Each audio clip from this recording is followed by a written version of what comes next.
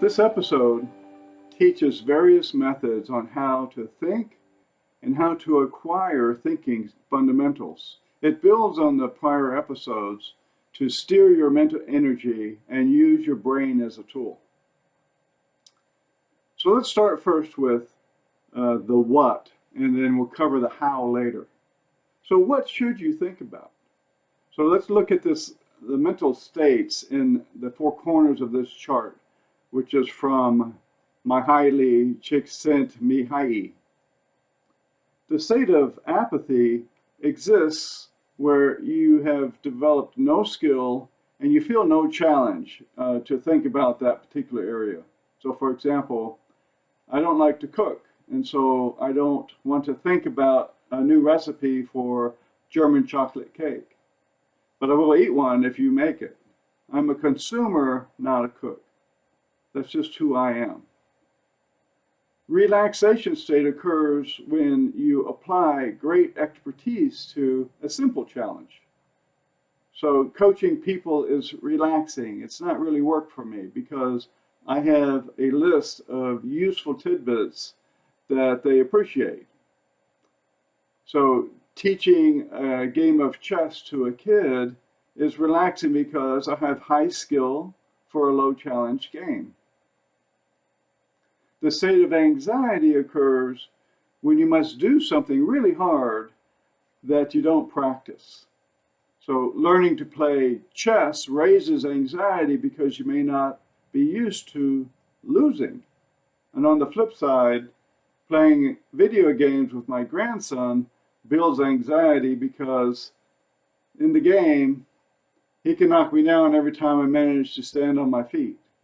So it's relaxing for him and filled with anxiety for me. The state of flow occurs when the skill matches the challenge. This is your productive, creative state. You are focused on achieving a new breakthrough, and although you're equipped to do so, the outcome is not really yet known.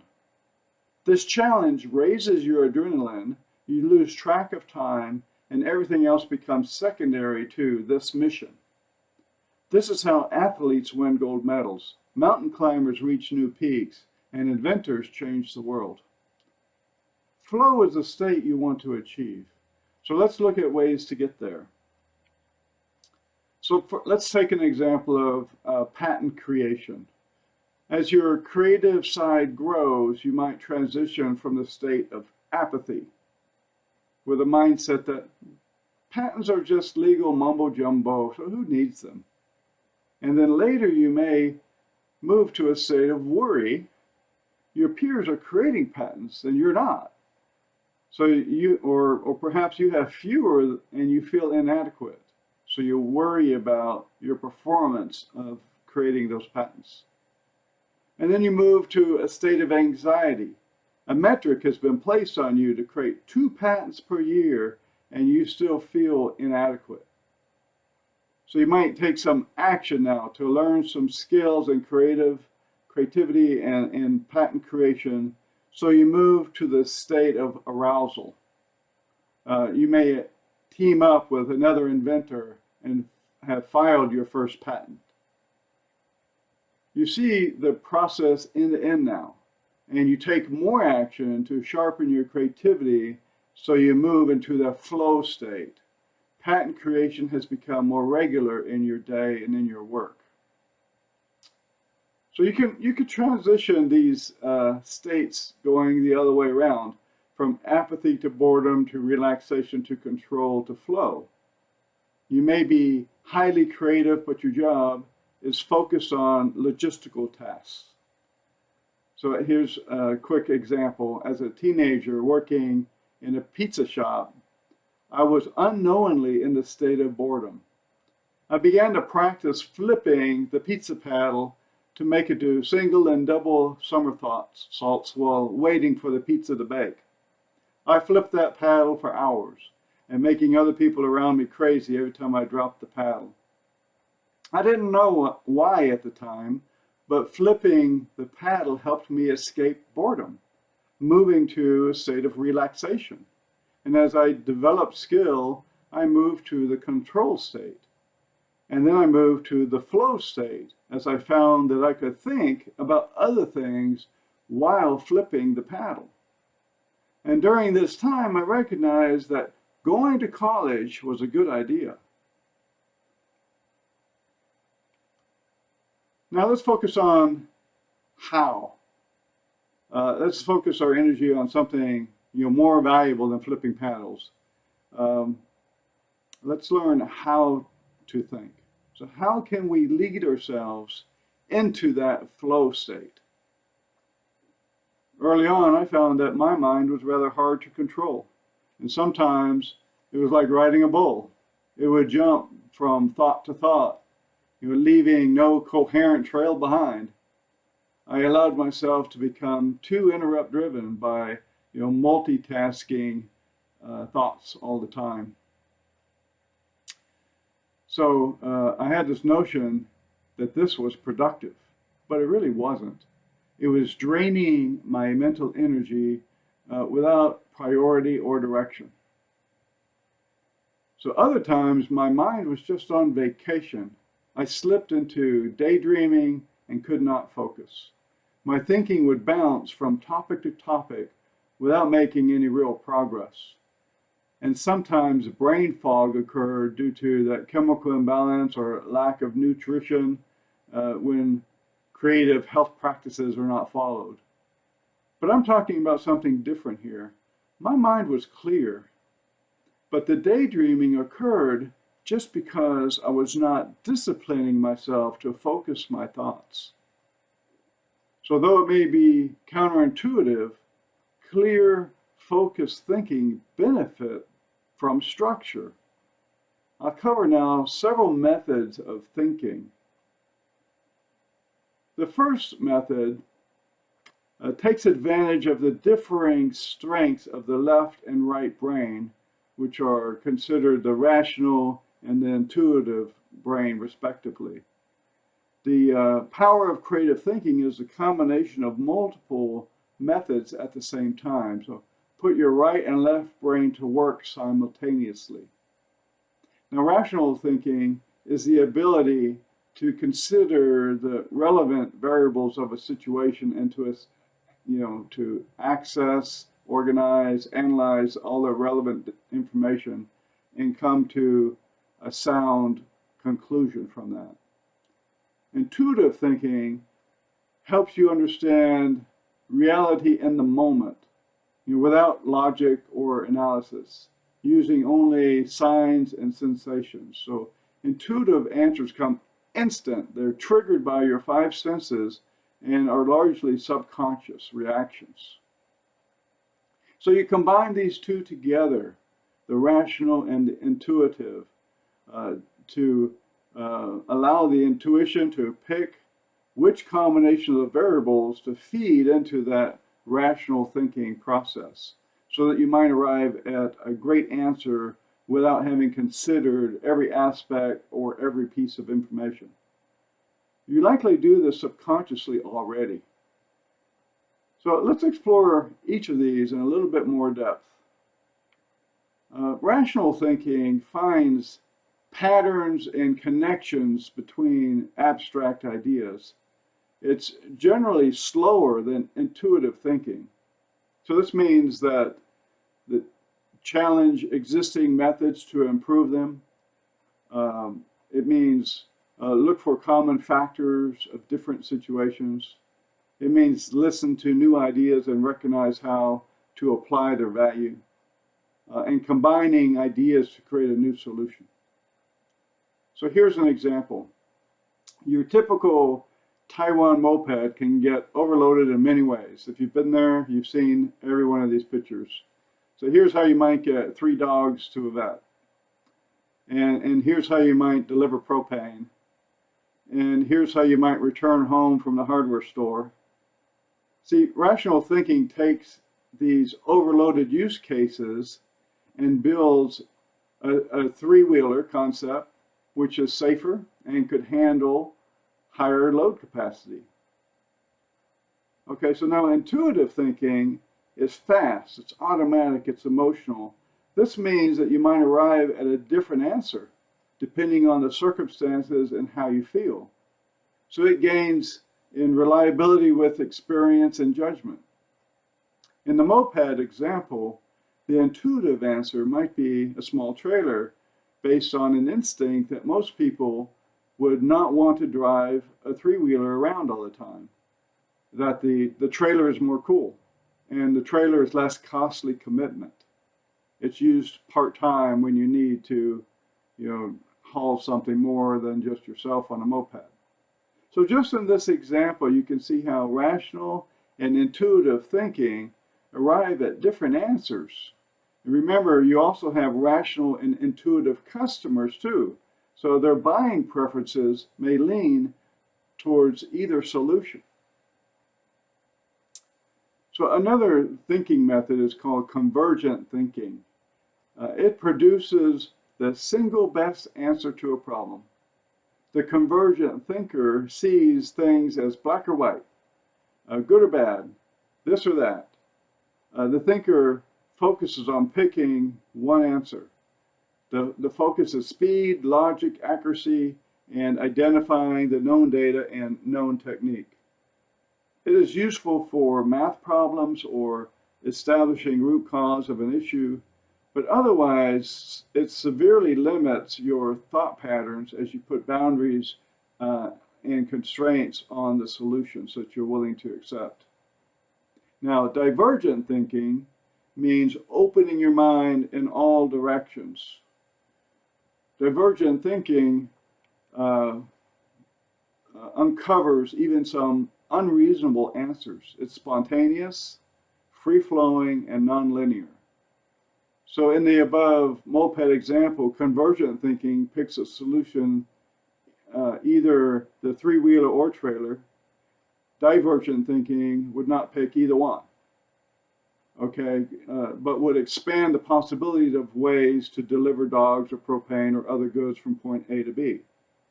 So let's look at divergent thinking a little more. Let's stay with propane delivery as the problem that we want to think about. So you could think of different tank sizes that are easier to transport. You could consider trucking propane to the region and then having more localized distribution using mopeds or other vehicles there. You could consider a permanent large tank on site, so fewer refills are needed, and perhaps this tank could serve several customers in the immediate area.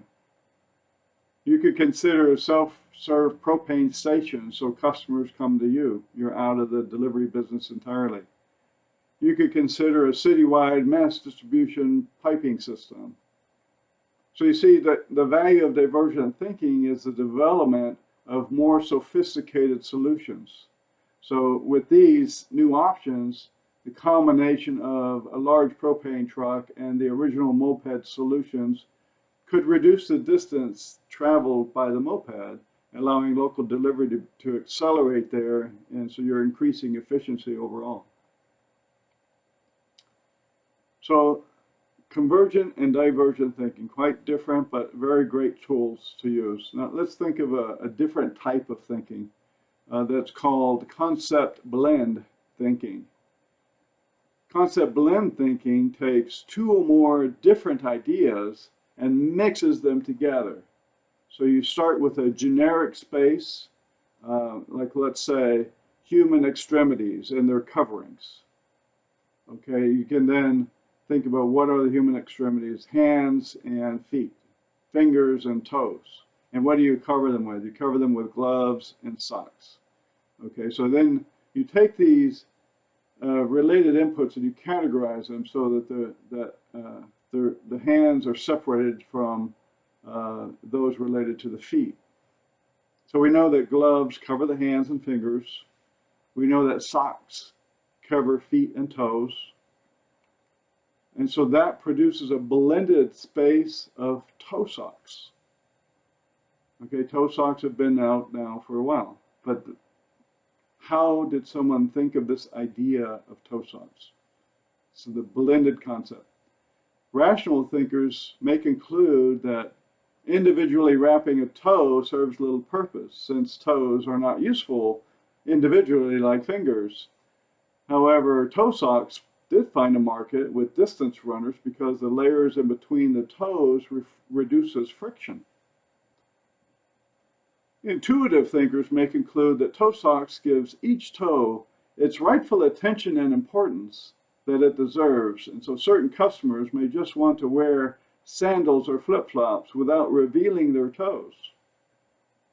You see, there's different motivations, so this kind of expands your thinking of how you approach and create ideas. So let's try another concept blend example. Let's call it resting places for your living room. Okay, so input one might be the various human postures using during rest. Okay, so kneeling, sitting, laying are the postures. The input two might be the furniture that we use. And so that furniture might be a stool, a chair, or a couch.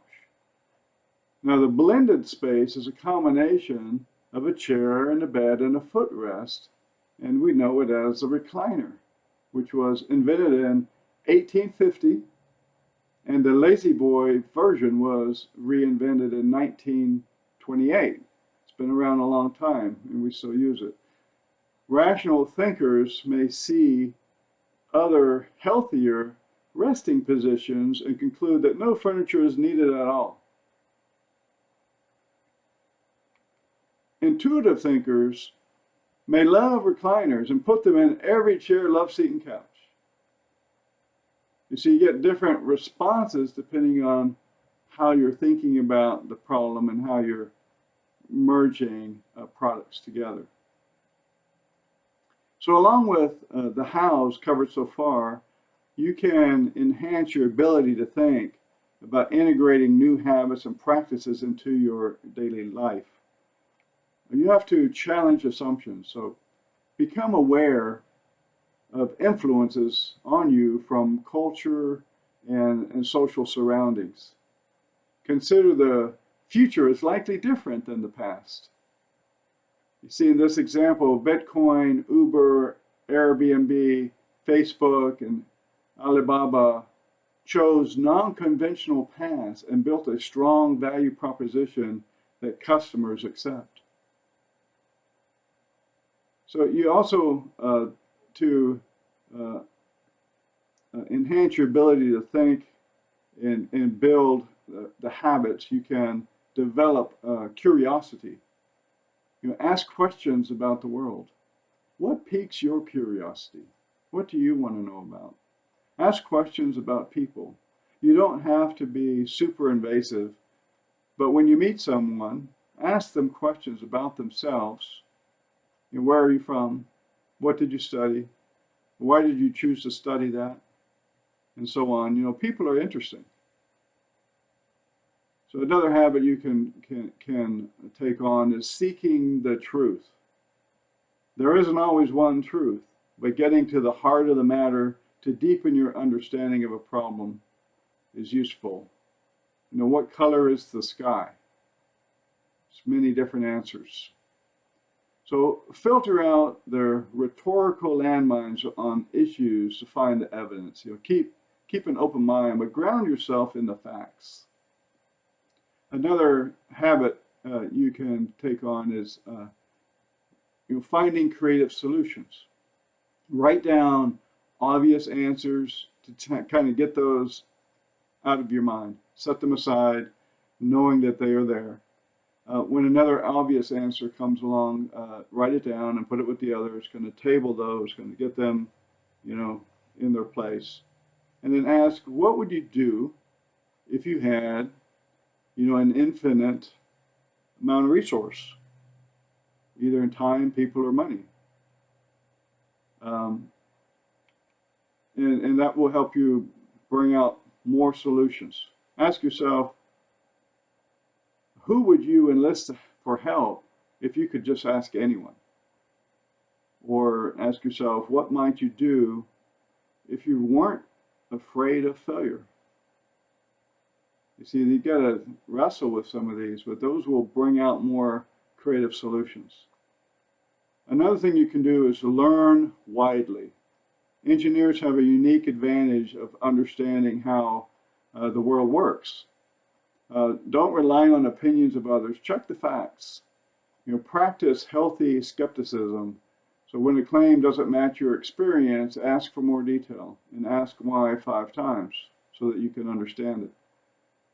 Try new things outside of your comfort zone. This will make it easier to entertain the crazy ideas. Another habit you can form is use mind-building exercises. Your mind is a muscle, so train it by doing math or crossword puzzles regularly. Memorize a poem or a song, and take a different route to and from home. These are things that will help you build up. Another thing you can do is practice mindfulness. Be aware of your surroundings by using all 5 senses. Don't assign a value, but just notice things. Meditate each day to clear your mind and rest your brain. And don't let the errant thoughts derail your peace. Just breathe. So many cultures and schools focus on filling the mind with facts and figures, and that's beneficial too, of course, but they have not yet taught how to use your marvelous mind. So now you know how to think. You likely realize now that thinking is a lot harder than it seems, and it's going to take some practice. So my last point here is to not overthink thinking. Stick to the basics and become great at those. You need to practice and practice and practice. So pick a few methods that you enjoy and achieve that flow state that peaks your thinking performance. Make it fun for yourself and commit to new thinking habits that may take some time to form. So thanks for your time and attention. Think about it.